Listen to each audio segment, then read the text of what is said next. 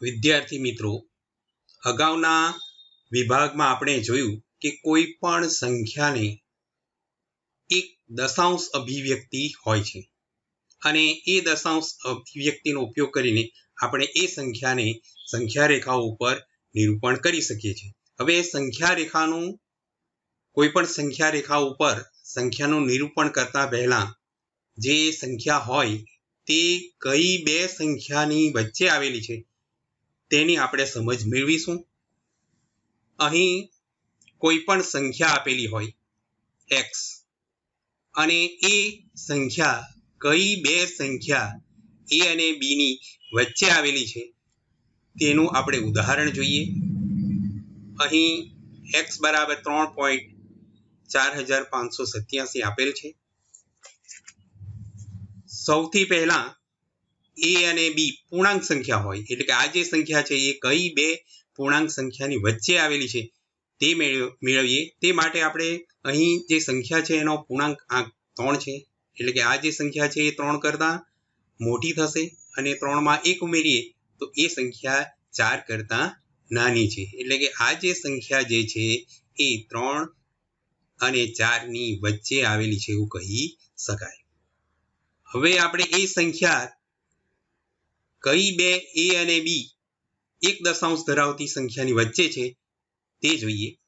તો અહીં દશાંશ પછી પ્રથમ આંક લઈએ એ 4 છે અને તેથી આ જે સંખ્યા છે એ 3.4 કરતાં મોટી થશે અને 4માં 1 ઉમેરીએ એટલે કે 5 એટલે કે 3.5 કરતાં એ સંખ્યા નાની થશે. અને આ રીતે આપણે બે સંખ્યા a અને b મેળવી શકીએ કે જેથી એ જે 3.4587 એ 3.4 અને 3.5 ની વચ્ચે આવેલી છે એવું કહી શકાય.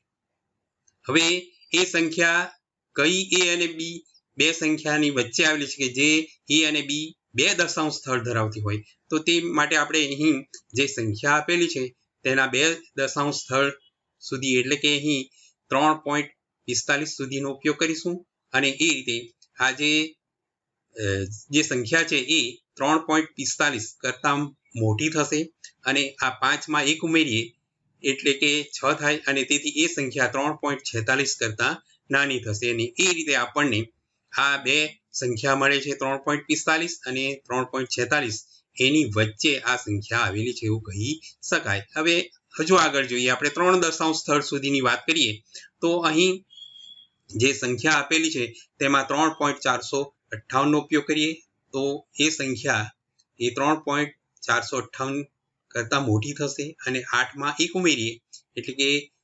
3.459 કરતાં એ નાની સંખ્યા થશે. અને એ રીતે મિત્રો આપણે આ જે સંખ્યા છે 3.4587 એ 3.458 અને 3.459 ની વચ્ચે છે આવેલી છે એવું કહી શકાય. આ રીતે મિત્રો આપણે કોઈ પણ સંખ્યા આપેલી હોય તે કઈ બે સંખ્યાની વચ્ચે આવેલી છે એવું જો આપણને ચોક્કસપણે ખ્યાલ આવી જાય તો આપણે એ સંખ્યાને સંખ્યા રેખા ઉપર નિરૂપણ કરવાનું ખૂબ જ સરળ બની જશે. હવે આપણે ઉદાહરણ દ્વારા સમજીએ. ઉદાહરણ 1, ક્રમિક વિપુલ દર્શિતા પદ્ધતિની મદદથી સંખ્યા રેખા પર 2.43 ને દર્શાવો. સૌથી પહેલા આપણે મિત્રો આ જે સંખ્યા છે 2.43 એ કઈ બે પૂર્ણાંક સંખ્યાની વચ્ચે આવેલી છે તે જોઈએ. તો અહીં આ જે સંખ્યા છે એ 2 પોઈન્ટ એટલે કે એનો પૂર્ણાંક 2 છે એટલે આ સંખ્યા 2 કરતાં મોટી છે અને 2માં 1 ઉમેરીએ એટલે કે 3 કરતાં નાની છે. એટલે કે આપણને અહીં બે પૂર્ણાંક સંખ્યા 2 અને 3 મળે છે કે જેની વચ્ચે આ 2.43 આવેલી છે. એટલે કે સૌથી પહેલા આપણે એક સંખ્યા રેખા દોરીશું. એના મધ્યમાં શૂન્ય લખીએ, જમણી બાજુએ 1 2 3 એ રીતે અને શૂન્યની ડાબી બાજુએ -1 -2 -3 એ રીતે દર્શાવીશું. આ જે સંખ્યા છે 2.43 એ 2 અને 3 ની વચ્ચે છે એટલે કે અહીં આપણે દર્શાવીએ છીએ કે આ 2 અને 3 ની વચ્ચે આ સંખ્યા હોવી જોઈએ. હવે મિત્રો આપણે જાણીએ છીએ કે કોઈ પણ બે સંખ્યા હોય એની વચ્ચે પણ અસંખ્ય સંખ્યાઓ આવેલી હોય છે, એટલે કે એની વચ્ચે આ જે સંખ્યા છે એને ચોક્કસપણે નિર્દેશન કરવા માટે આપણે આ 2 અને 3નો જે ભાગ છે એને વિપુલ દર્શક કાચની મદદથી એના 10 સમાન ભાગ કરીને એને જો આપણે દર્શાવીએ તો અહીં આ જે આકૃતિ છે એ દર્શાવ્યા પ્રમાણે આપણને જોવા મળશે. અને એ રીતે જે બીજી સંખ્યા રેખા છે તેમાં આ 2 એટલે કે અહીં 2.0 લખાશે, અહીં 3 છે એટલે કે અહીં 3.0 લખાશે. અને ત્યારબાદ 2ની જમણી બાજુએ પ્રથમ આંક જે છે ત્યાં 2.1, બીજો આંક છે ત્યાં 2.2 અને એ રીતે આગળના આંકો આપણે લખીશું. હવે મિત્રો આ 2.43 જે છે એ આ જે સંખ્યાઓ આપણને સંખ્યા રેખા પર મળે છે તેની કઈ બે સંખ્યાની વચ્ચે આવેલી છે તે જોઈએ તો અહીં એક દશાંશ સ્થળ છે, એટલે કે આપણે આ જે સંખ્યા છે 2.43 એમાં 2.4 કરતાં એ સંખ્યા મોટી થશે અને આ 4માં 1 ઉમેરીએ એટલે કે સંખ્યા 2.5 કરતાં નાની થશે અને એ રીતે આપણને બે સંખ્યાઓ મળે છે 2.4 અને 2.5 એની વચ્ચે આ 2.43 આવેલી છે. એટલે કે આ જે સંખ્યાઓ જે છે બીજી સંખ્યા રેખા પર 2.4 અને 2.5 એની વચ્ચે આ 2.43 નો સમાવેશ થાય છે. હવે ફરીથી આપણે અહીં 2.4 અને 2.5 ના સમાન 10 વિભાગો કરીશું અને એ વિભાગો કરતાં આપણને ત્રીજી સંખ્યા રેખા આ રીતે મળે છે.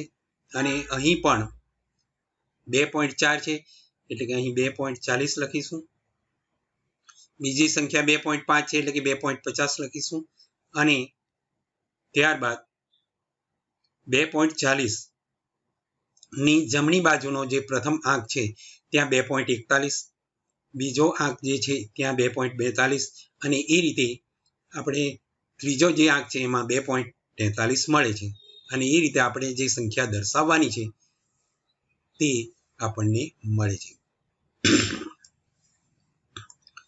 બીજું ઉદાહરણ જોઈએ. ક્રમિક વિપુલ દર્શિતા પદ્ધતિની મદદથી સંખ્યા રેખા પર 3.736 દર્શાવો. આ સંખ્યા દર્શાવવા માટે સૌથી પહેલા આપણે એ સંખ્યા કઈ બે પૂર્ણાંક સંખ્યાની વચ્ચે આવેલી છે તે શોધીશું. તો અહીં આ જે સંખ્યા છે એનો પૂર્ણાંક આંક 3 છે એટલે કે આ સંખ્યા 3 કરતાં મોટી અને 3માં 1 ઉમેરીએ એટલે કે એ સંખ્યા 4 કરતાં નાની છે, એટલે કે આ જે 3.736 છે એ 3 અને 4 ની વચ્ચે આવેલી છે. હવે એને નિર્દેશન કરવા માટે આપણે આ રીતે એક સંખ્યા રેખા દોરીશું. ત્યાં મધ્યમાં 0, ત્યારબાદ 1, 2, 3 જમણી બાજુ લખીશું અને શૂન્યની ડાબી બાજુએ -1, -2, -3 એ રીતે દર્શાવીશું. આ સંખ્યા 3 અને 4 ની વચ્ચે છે એટલે કે અહીં આ સંખ્યાનું નિર્દેશન થશે. હવે ફરીથી આપણે વિપુલ દર્શક કાચની મદદથી આ 3 અને 4 ની વચ્ચેનો જે વિભાગ છે એને સમાન 10 વિભાગો મોટા સ્વરૂપમાં જોવા જો પ્રયત્ન કરીએ તો એને આ રીતે આપણને બીજી સંખ્યા રેખા પર દર્શાવેલો જે ભાગ જે છે તે આપણને જોવા મળશે. અહીં પ્રથમ સંખ્યા 3 છે એટલે કે અહીં 3.0 લખાશે, બીજી સંખ્યા 4 છે એટલે 4.0 લખાશે, ત્યારબાદ 3.0 ની જમણી બાજુએ જે પ્રથમ આંક છે ત્યાં 3.1, બીજા આંક છે ત્યાં 3.2 અને એ રીતે આગળના આંકો પર નિર્દેશન કરીશું. હવે આ જે સંખ્યા જે છે 3.736 એ આ જે સંખ્યાઓ છે એમાં કઈ સંખ્યાની વચ્ચે છે આવેલી છે તે આપણે શોધીશું. એટલે કે 3.736 એમાં પોઈન્ટ એક દશાંશ સુધી આપણે શોધવાનું છે એટલે કે 3.7 થશે. એટલે કે આ જે સંખ્યા છે 3.7 કરતાં મોટી થશે અને આ 7માં 1 ઉમેરીએ એટલે કે આપણને 3.8 મળે છે. એટલે કે આ સંખ્યા 3.8 કરતાં નાની છે. એટલે કે આ જે સંખ્યા જે છે એ 3.7 અને 3.8 ની વચ્ચે આવેલી છે. એટલે કે મિત્રો અહીં આપણે એનું નિર્દેશન કરી શકીએ આ 3.7 અને 3.8 ની વચ્ચે. ત્યારબાદ ફરીથી આપણે આ જે 3.7 અને 3.8 ની એક સમાન 10 ભાગમાં વિભાજન કરીએ તો આપણને આ ત્રીજી સંખ્યા રેખા મળે છે. અહીં પણ આપણે 3.7 પ્રથમ આંક છે એટલે કે અહીં 3.70 લખાશે. બીજો આંક 3.8 છે એટલે અહીંયા 3.80 લખાશે અને 3.70 ની જમણી બાજુનો પ્રથમ અંક 3.71 દર્શાવશે, 3.72 દર્શાવશે અને એ રીતે આગળના આંકો લખીશું. હવે ફરીથી આપણે જે સંખ્યા જે છે 3.736 એ આ જે સંખ્યાઓ જે છે એમાં કઈ બે સંખ્યાની વચ્ચે આવેલી છે તે શોધીએ તો અહીં 2 દશાંશ સ્થળની સંખ્યાઓ છે એટલે કે આપણે અહીં 3.73 નો ઉપયોગ કરીશું. એટલે કે આ જે સંખ્યા છે એ 3.73 થી મોટી અને આ 3માં આપણે 1 ઉમેરીએ એટલે કે 4 મળે છે એટલે કે 3.74 કરતાં આ સંખ્યા નાની થશે. એટલે કે આ રીતે આપણને આ જે સંખ્યા છે એ 3.73 અને 3.74 ની વચ્ચે મળે છે અને તેથી આપણે અહીં દર્શાવીએ છીએ. ત્યારબાદ ફરીથી આ જે બે સંખ્યાઓ વચ્ચેનો જે ભાગ છે એને પણ આપણે સમાન 10 ભાગમાં વિભાજન કરીશું તો આપણને આ ચોથી સંખ્યા રેખા મળે છે. એમાં પણ આ જે પ્રથમ આંક જે છે એ 3.73 એટલે કે 3.730 લખાશે, 3.74 એટલે કે અહીં 3.740 લખાશે અને એ રીતે આપણે આ 3.730 ની જમણી બાજુએ પ્રથમ આંક જે છે ત્યાં 3.731 લખાશે. ત્યારબાદ 3.732, 3.733, 3.734, 3.735 અને આ જે સંખ્યા જે છે એ 3.736 દર્શાવે છે અને એ જ આપણે દર્શાવવાની છે. ત્યારબાદ મિત્રો આપણે સ્વાધ્યાય 1.4 જોઈશું. દાખલા નંબર 1, ક્રમિક વિપુલ દર્શિતા પદ્ધતિની મદદથી સંખ્યા રેખા પર 3.765 દર્શાવો. સૌથી પહેલા આ જે સંખ્યા આપેલ છે એ કઈ બે પૂર્ણાંક સંખ્યાની વચ્ચે આવેલી છે તે શોધીશું. તે માટે અહીં આ જે સંખ્યા જે છે એનો પૂર્ણાંક આંક 3 છે એટલે આ સંખ્યા 3 કરતાં મોટી અને 3માં 1 ઉમેરીએ એટલે કે 4 થાય અને એ સંખ્યા 4 કરતાં નાની છે. એટલે કે આ જે સંખ્યા આપેલ છે એ 3 અને 4 ની વચ્ચે આવેલ છે. એને દર્શાવવા માટે આપણે એક સંખ્યા રેખા દોરીશું. હવે આ સંખ્યા 3 અને 4 ની વચ્ચે છે એટલે કે અહીં એનું નિર્દેશન થશે. ત્યારબાદ આ 3 અને 4 નો જે વિભાગ છે એને એક સમાન 10 ભાગમાં વિભાજન કરતા આપણને આ બીજી સંખ્યા રેખા પર જે નિર્દેશન કરેલું છે તે આપણને જોવા મળશે. પ્રથમ સંખ્યા 3 છે એટલે કે અહીં 3.0 લખાશે. બીજી સંખ્યા 4 છે એટલે કે અહીં 4.0 લખાશે. હવે આપણે આ જે 3.765 છે એ આ જે બીજી સંખ્યા પર જે અંકો દર્શાવેલ છે તેમાં કઈ બે સંખ્યાની વચ્ચે આવેલ છે તે શોધીશું. તો અહીં આ જે સંખ્યા જે છે એ એક દશાંશ સ્થળની સંખ્યાઓ દર્શાવે છે એટલે કે અહીં આપણે 3.7 નો ઉપયોગ કરીશું. એટલે કે આ જે સંખ્યા જે છે એ 3.7 કરતાં મોટી છે અને આ 7માં 1 ઉમેરીએ એટલે કે એ સંખ્યા 3.8 કરતાં નાની છે. એટલે કે આ જે સંખ્યા જે છે એ 3.7 અને 3.8 ની વચ્ચે અહીં નિર્દેશન થશે. હવે ફરીથી 3.7 અને 3.8 વચ્ચેનો જે ભાગ છે એને ફરીથી એક સમાન 10 ભાગમાં વિભાજન કરીએ તો આપણને આ ત્રીજી રેખા મળશે અને એમાં પ્રથમ આંક 3.7 એટલે કે અહીં 3.70 લખાશે. બીજી સંખ્યા 3.8 એટલે કે 3.80 લખાશે. ત્યારબાદ આ 3.70 છે એની જમણી બાજુએ પ્રથમ આંક એ 3.71 દર્શાવશે, બીજો આંક 3.72 દર્શાવશે અને એ રીતે બીજા આંકો આપણે નિર્દેશન કરીશું. હવે આ જે સંખ્યા જે છે 3.765 એ આ જે આપેલ ત્રીજી સંખ્યા પર જે સંખ્યા રેખા પર જે અંકો દર્શાવેલ છે તેમાં કઈ બે સંખ્યાની વચ્ચે આવેલી છે તે આપણે શોધીશું. અહીં આ જે સંખ્યા રેખા પર 2 દશાંશ સ્થળ સુધીની સંખ્યાઓ છે એટલે કે અહીં આપણે 3.76 નો ઉપયોગ કરીશું. એટલે આ જે સંખ્યા છે એ 3.76 કરતાં મોટી થશે અને આ 6માં 1 ઉમેરીએ તો આપણને 77 મળશે અને તેથી એ સંખ્યા 3.77 કરતાં નાની થશે અને એ રીતે આ જે સંખ્યા જે છે એ 3.76 અને 3.77 ની વચ્ચે, એટલે કે અહીં આપણે એનું નિર્દેશન કરીશું. ફરીથી મિત્રો આપણે આ જે વિભાગ જે છે એને એક સમાન 10 ભાગમાં વિભાજન કરતા આપણને આ ચોથી સંખ્યા રેખા આપણને મળશે. અને એ સંખ્યા રેખા પર 3.76 પ્રથમ અંક છે, એટલે કે અહીં 3.760 લખીશું. બીજી સંખ્યા 3.77 છે, એટલે કે અહીં 3.770 લખીશું. હવે 3.760 ની જમણી બાજુ આપણે જઈએ તો જે પ્રથમ આંક જે છે ત્યાં 3.761 લખાશે. બીજા આંક ઉપર 3.762, ચોથા આંક ઉપર 3.763 અને ત્યારબાદ ચોથા આંક પર 3.764 અને પાંચમા આંક ઉપર 3.762 આપણને સંખ્યા મળે છે, જેનું આપણે નિર્દેશન કરવાનું છે. અને એ રીતે આપણે આ જે સંખ્યા આપેલ છે એની સંખ્યા રેખા ઉપર નિરૂપણ કરી શકીએ છીએ. દાખલા નંબર 2 જોઈએ. ક્રમિક વિપુલદર્શિતા પદ્ધતિની મદદથી સંખ્યા રેખા પર 4.2612 ને 4 દશાંશ સ્થળ સુધી દર્શાવો. અહીં આપણે જે સંખ્યા દર્શાવવાની છે તે 4.2626 સંખ્યા થશે.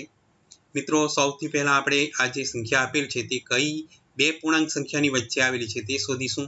અને તે માટે અહીં આ જે સંખ્યા આપેલી છે તેનો પૂર્ણાંક આંક 4 છે, એટલે કે આ સંખ્યા 4 કરતાં મોટી થશે અને 5 કરતાં 4માં 1 ઉમેરી એટલે કે 5 કરતાં નાની સંખ્યા મળે છે. અને એ રીતે એ જે સંખ્યા છે એ 4 અને 5ની વચ્ચે આવેલ છે. મિત્રો સૌ પ્રથમ આપણે એક સંખ્યા રેખા દોરીશું. તેની મધ્યમાં 0 અને ત્યારબાદ જમણી બાજુ 1, 2, 3, 4, 5 એ રીતે નિર્દેશન કરીશું. અને એ રીતે આપણે આ જે સંખ્યા જે છે એ 3 અને 5ની વચ્ચે, એટલે કે અહીં એનું નિર્દેશન થશે. હવે આ જે 4 અને 5 વચ્ચેનો જે વિભાગ છે એને એક સમાન 10 વિભાગમાં સમાન વિભાગ કરીએ તો આપણને બીજી સંખ્યા રેખા મળશે. અને એ બીજી સંખ્યા ઉપર અહીં પ્રથમ અંક 4 છે એટલે 4.0 લખાશે. બીજી સંખ્યા 5 છે એટલે કે અહીં 5.0 લખાશે. અને એ સંખ્યા રેખા ઉપર 4.0 ની જમણી બાજુએ જઈએ તો પ્રથમ આંક ઉપર 4.1, બીજા આંક ઉપર 4.2 અને એ રીતે બીજા અંકોનું નિર્દેશન કરીશું. હવે આ જે સંખ્યા જે છે એ આ જે બીજી સંખ્યા રેખા પર આ જે સંખ્યાઓ આપેલી છે તેમાં કઈ બે સંખ્યાની વચ્ચે આપેલી છે તે જોઈએ. તો અહીં બીજી જે સંખ્યાઓ જે છે તે 0.1 દશાંશ સ્થળ સુધી દર્શાવે છે. અને એ મેળવવા માટે આપણે અહીં 4.2 કરતાં એ સંખ્યા મોટી થશે અને અહીં 2માં 1 ઉમેરીએ એટલે કે 3 આવશે. એટલે કે આ જે સંખ્યા જે છે એ 4.3 કરતાં નાની છે. એટલે કે આ સંખ્યા એ 4.2 કરતાં મોટી અને 4.3 કરતાં નાની, એટલે કે અહીં એનું નિર્દેશન થશે. ત્યારબાદ ફરીથી આ 4.2 અને 4.3ના વિભાગને આપણે એક સમાન 10 વિભાગમાં વિભાજન કરીએ તો આપણને ત્રીજી સંખ્યા રેખા મળે છે. અને એ રીતે એ જે ત્રીજી સંખ્યા છે એમાં અહીં 4.20 લખાશે. અહીં 4.3 હોવાથી અહીં 4.30નું નિર્દેશન થશે. ત્યારબાદ ત્રીજી સંખ્યા રેખા ઉપર 4.20ની જમણી બાજુએ જઈએ તો પ્રથમ આંક ઉપર 4.21, બીજા આંક ઉપર 4.22 અને એ રીતે બીજી સંખ્યાઓનું નિર્દેશન કરીશું. હવે આ જે સંખ્યા જે છે એ આ જે ત્રીજી સંખ્યા રેખા ઉપર જે અંકો આપણે દર્શાવેલ છે તેમાં કયા બે અંકોની વચ્ચે છે તે શોધવા પ્રયત્ન કરીશું. અને અહીં જે સંખ્યાના અંકો જે છે એ 2 દશાંશ સ્થળ સુધી દર્શાવે છે. એટલે કે આ જે સંખ્યા જે છે એનો આપણે આ રીતે 4.26 કરતાં એ સંખ્યા મોટી થશે. અને આ 6માં 1 ઉમેરીએ એટલે 27 મળશે. એટલે કે એ જે સંખ્યા હશે એ 4.27 કરતાં નાની સંખ્યા મળે છે. અને તેથી આ જે સંખ્યા જે છે એને 4.26 અને 4.27ની વચ્ચે નિર્દેશન કરીશું. હવે ફરીથી આ 4.26 અને 4.27નું એક સમાન 10 વિભાગમાં વિભાજન કરીએ તો આપણને આ રીતે ચોથી સંખ્યા રેખા મળે છે. અને એ ચોથી સંખ્યા રેખા ઉપર જે આંક છે એ પ્રથમ 4.260 લખાશે. અહીં બીજી સંખ્યા 4.27 હોવાથી 4.270 લખાશે અને 4.260ની જમણી બાજુએ પ્રથમ અંક એ 4.261 દર્શાવે છે અને એ રીતે બીજા અંકો આપણે લખીશું. હવે આપેલ આ જે સંખ્યા જે છે એ આ જે અંકો દર્શાવેલ છે એમાં કયા બે અંકોની વચ્ચે છે તે શોધીએ. તો અહીં ચોથી સંખ્યા રેખા ઉપર જે અંકો જે છે એ 3 દશાંશ સ્થળ દર્શાવે છે, એટલે કે આપણે અહીં 3 દશાંશ સ્થળનો ઉપયોગ કરીશું. એટલે કે 4.262 કરતાં એ સંખ્યા મોટી થશે અને આ બેમાં એક ઉમેરીએ એટલે કે 3 મળશે, એટલે કે એ સંખ્યા 4.263 કરતાં નાની છે. એટલે કે આ જે સંખ્યા છે એટલે આ 4.262 અને 4.263ની વચ્ચે અહીં આપણે એનું નિર્દેશન કરીશું. હવે મિત્રો ફરીથી આપણે આ જે બે સંખ્યાઓ છે એના વિભાગને એક સમાન 10 મોટા વિભાગમાં વિભાજન કરીએ તો આપણને પાંચમી સંખ્યા રેખા મળે છે અને એમાં આ 4.262 છે, એટલે કે અહીં 4.2620 લખાશે. બીજી સંખ્યા 4.263 છે, એટલે કે એ સંખ્યા 4.2630 લખાશે અને ત્યારબાદ 4.2621 ની જમણી બાજુએ પ્રથમ અંક એ 4.2621 દર્શાવશે અને એ રીતે આ જે અંક જે છે એ 4.2626 દર્શાવે છે અને એ જ સંખ્યાનું આપણે સંખ્યા રેખા ઉપર નિર્દેશન કરવાનું છે. આ રીતે આપણે સંખ્યા રેખા ઉપર આ જે આપણને સંખ્યા આપેલ છે તેનું નિર્દેશન આપણે કરી શકીએ છીએ. મિત્રો, આશા રાખું છું કે આ વિડીયો તમને પસંદ પડ્યો હશે. મિત્રો, સબસ્ક્રાઇબ કરવાનું ભૂલશો નહીં. આભાર.